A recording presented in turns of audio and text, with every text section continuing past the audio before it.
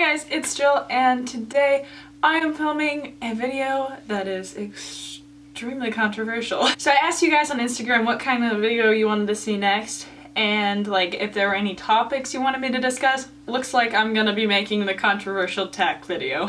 Quick disclaimer, I don't want to get into it because it's very, very obvious, and if you have half of a brain, then like you'll just let it be. If you get easily offended by people having an opinion other than your own, please click away. If you don't, then feel free to listen to my opinion and me talk about TACK. There are a few things that I want to cover.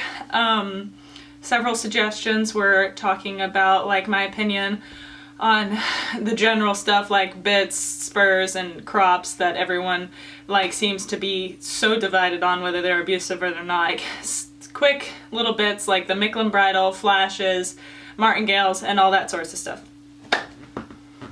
I'm gonna start with the just like big overarching, this is what everyone freaks out about. First of all, my stance on whether I think that bits and whips and spurs are abusive, my answer is gonna be no.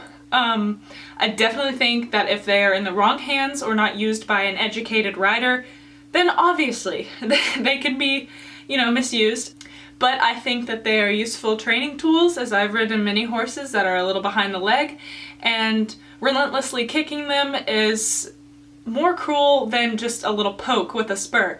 Like, nobody's asking anybody to use their spurs, where that's why they have the blood rule and people get disqualified for that. And just like a little bump here and there just to like, hey, like every time on any horse that I've ever used spurs, I've not had to keep digging. Like with Zoe, I ride in these spurs that aren't like they're bumper spurs. On the inside, they've got a little ridge, and like that alone is enough for her. Like sometimes she just isn't wanting to move off my leg in the flat because she's young and she's green, and when I ask with my leg, sometimes it isn't clear enough, so I give her a little sharp like, hey, and then she's like, oh, okay, that's what that means, and then I ask more politely and lighter first, and then it gets progressively harsher until we get the response, if that makes sense. That's my thought on that. I think that they're a good training tool. Whips, I've had like every rider, trainer, eventer, jumper, dressage, everyone says carry a whip for insurance.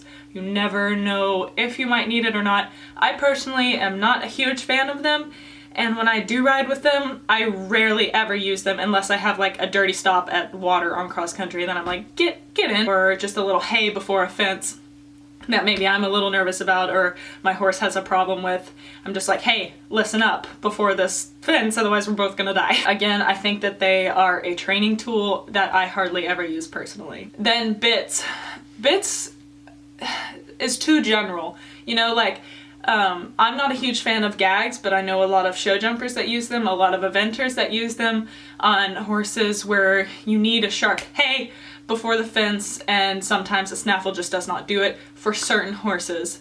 Like I take Zoe in a small diameter single joint snaffle loose ring for dressage, most basic bit that exists. Show jump, she's in a thin diameter single joint snaffle D-ring. Like it's pretty basic, and the only reason we have her in a thin one, not because she's like we need the bite, but she doesn't like heavier bits. She tosses her head a whole lot with heavier bits, or she leans and like grabs the bit a little more. So this is the perfect one for her, but she's very, very sensitive in the first place. And some horses just either came from a background.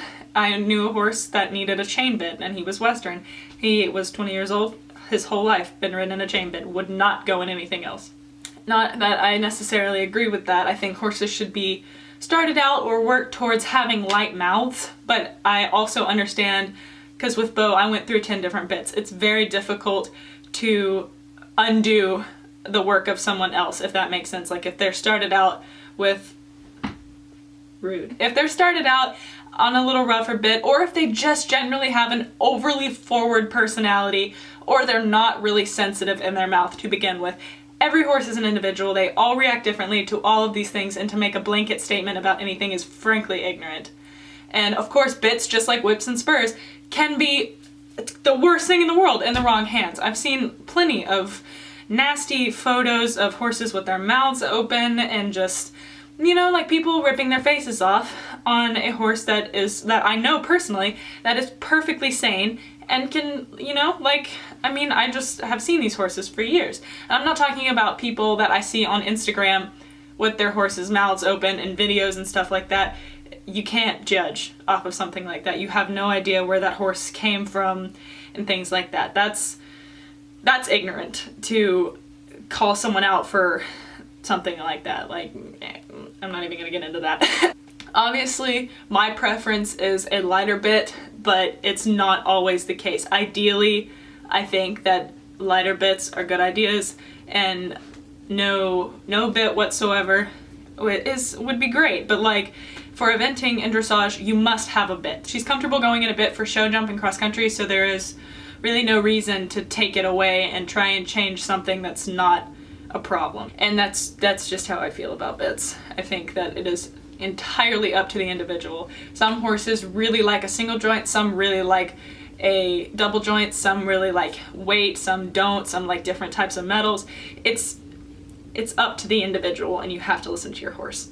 Moving out of that rabbit hole, the next thing that I want to talk about are flashes.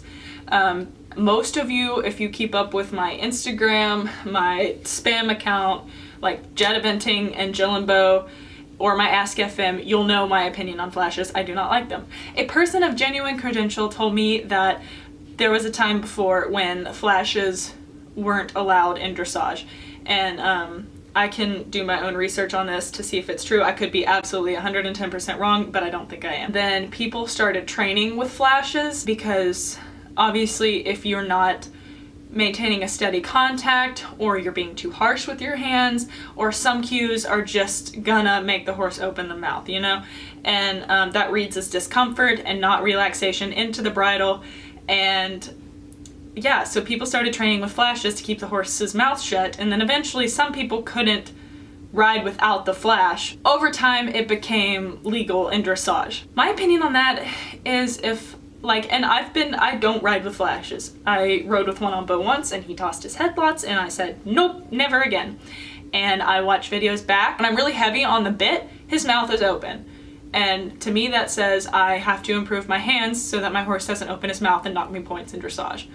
I don't want to strap his face down where he has to appear that he's submitting or be forced to submit when I am causing a problem, pain, or discomfort. I think that he should learn and advance into being comfortable in the bit and true relaxation in the bridle without, you know, like a shortcut like that. And generally in the horse world, shortcuts don't train. I mean, flashes can be great for some things. I read a lot about people saying that it helped their horse without putting the tongue over the bit, but then there were also people that said that their horses still did that. And I mean, I guess it's really a catch-22. Also, another thing is this book, Training the 3-Day Event Horse and Rider by Jimmy Wofford, says that my least favorite of these nosebands is the flash. The flash is basically an inefficient figure 8. It's very difficult to get the pressure equalized. It is also difficult to adjust the cavesson part of the flash correctly and still exert any beneficial pressure with the drop noseband. If the drop noseband is put on tight enough to have an effect, it will drag the cavesson down in an unsightly fashion. If it is put on looser, then it is not having an effect that you would be better off trying one of these more efficient type of nosebands, i.e. the drop noseband or the figure 8 or the cavesson. Nosebands, like all other forms of riding equipment, are subject to fads. You should avoid the use of equipment just because a famous rider uses it. Analyze what it is that your horse is doing to evade you and what equipment is legally available to you to help you solve your problems during the competition. Better yet, correct the problem with good training. And I 110% agree with that, and if you don't, I'm very sorry. But that is my 110% opinion, and it's why I hate, I forgot to mention this at the beginning, 5-point breast collars. I see it all over Instagram. Granted, I don't know where the horses came from, and I know with Bo was predisposed to dropping his knees because he had a massive shoulder that wasn't necessarily forward set, and him lifting his knees up over the fence was already very difficult for him. And the first year or two that I had him, didn't release over fences, and I would just drop my hands at his wither and hold him. So he learned to drop his knees. And then I added the 5-point breastplate, and it got so much worse. Which, I mean, means it's fairly incorrectly fitted. And that's okay. I took it off. But I bought a horse size, didn't fit him. I bought an oversize, and like, it was just too difficult to get it to fit correctly. And in this book it mentions that as well. Okay, so this is about hunting breastplates, which is essentially the one that is just the strap of leather that goes up the horse's shoulder on either sides and then connects to the girth. It says, the shoulder then pushes against the breastplate, which pulls the saddle forward into place over the withers. If you have a strap which remains parallel to the horse's shoulder, the horse is not going to tend to act against the breastplate, and therefore the saddle is going to slip back until it does connect against the shoulder. So I prefer a polo breastplate because it opposes the action of the shoulder directly and keeps the saddle over the withers. This is a polo breast collar that he's using in this picture. The only way that the 5-point breastplate is keeping your saddle in place over fences is the horse's shoulder pulling on the breastplate to keep it in place.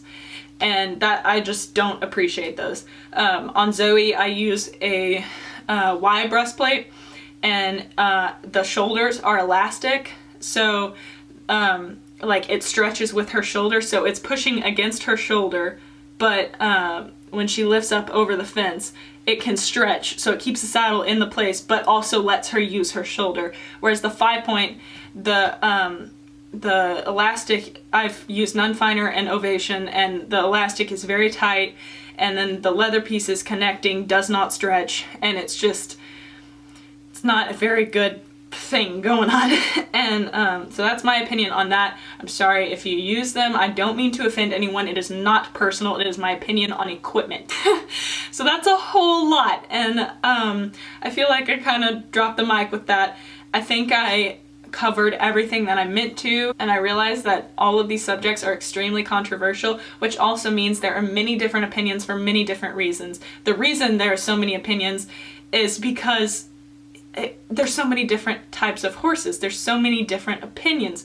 Like, some people go from personal experience, some people actually research the stuff. And I mean, I'm pulling from all areas of my life. Obviously, I'm not a trainer. I don't need to disclaimer anymore. This is my opinion. This is what I've learned. I've done lots of research on lots of these things, and if I haven't, then I have admitted to that.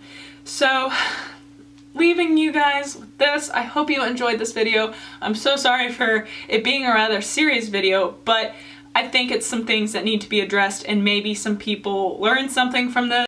Or maybe it just opened your mind to a new perspective on something that maybe you'd never considered before. Or maybe you'll take a look at what you're actually using and how it's helping or hindering your horse. I don't think any of my opinions are harmful to the horse. Everything that I use on my horse is to help enhance her ability and her athleticism. Nothing I use is for a fad. I don't use memory foam half pads because there's no give. They give, and then your saddle stays down, and then when it reinflates while you're up out of the tack, then your saddle comes back up, and that's just a lot of movement. David Stackhouse, the maker of Stackhouse saddles, told me to put a fleece half pad under my dressage saddle since it's a little too wide for Zoe because it was custom to Bo. I would trust a saddle maker who dedicated his whole life to understanding saddles. Beware of fads, guys. Jimmy Wofford said it. I'm relaying it to you. I went into clinic with him and he was absolutely wonderful. Everything he said was so profound and just simple and don't fall into fads. Do not use your flash noseband just because your bridle came with it. Assess whether your horse needs it. Assess whether your trainer thinks it. Like, don't use a piece of tack if you don't need it, you know? Like, don't use spurs if you just thought you were supposed to wear spurs. Use them to enhance your ride. Don't use them to hurt your horse. Don't use a whip just because you're supposed to, and people carry whips because it's a pretty color on cross country. Know what your tack does. Educate yourself. You should not be a rider or allowed to use any of the stuff you use if you don't know what it does. Do you understand? The fads that I see are the flash nosebands, the Micklem bridle, for any other variation of a memory foam half pad, and the 5-point breastplate. all of those things I do not use on my horse. I've tried most of them, and like I rode Finn, Zoe, and Bo, all three very different horses, very different backgrounds. I didn't like it. The pressure point system that like it helps adjust the pressure points or whatever, all three horses flipped their heads, and it was not my hands. I rode them on in all sorts of different length of reins, conducting an experiment to see if it was just that one horse or if it was just my hand or that one bit. All three horses flipped their heads until I put them in a regular cavesson. Granted, some people really enjoy the Micklin bridle and a lot of people use it, and some of their horses like it or don't care. But I think that an example of the best training that you can give your horse is the least amount of tack, if that makes sense. The least amount of gadgets and equipment and just minimalist style. You understand? Like having cool, nice saddle pads is great, and like just adding things to make it nice is cool. Thank you guys so much for watching my opinions on all of this crazy controversial stuff. And I realize that there will be lots of arguments in the comments, and if there's not, then great! Because this is mature society. How great! So we don't need all of the blah blah blah. And if you are going to challenge any of my opinions, be respectful. And if you're respectful, then I will be less likely to delete what you've said. And I will respond in the same amount of respect that you give me. You see? Okay. I don't think I've been disrespectful in this video at all. But I think that the use of fads when they're unnecessary on horses is like not abusive, but like it's just unfair. Make your horse comfortable. Give him the best ride possible. You understand? You understand. Okay, this has gone on long enough. Last thing, I'm not paid, obviously. I have like 2,600 subscribers, which is freaking awesome, by the way. I need to vent to people about my opinions, but shh, Maddie, shh. This book is Training the 3-Day Event Horse and Rider by Jimmy Wofford. He is an incredible rider and trainer. Very old school, simplistic. This is how horses should be trained, I think. And it's all about actually training and not shortcutting your way through the sport just so you can get to the top the fastest. And you will get to the top faster if you actually go about it the right way, because all you can do is progress. Don't go about buying this book on Amazon. It's $300. Go to Bit of Britain. They have it for 20 bucks. I love this book. It's so informational, and if you're really genuinely interested in riding in general and learning how to flat properly and jump properly, like, it's just good to know about your tack as well. It doesn't apply to simply eventers, if that makes sense. So anyway, with that said, thank you guys so much for watching this video and putting up with my opinions. And please make sure you give this video a thumbs up and subscribe. I'll see you guys later!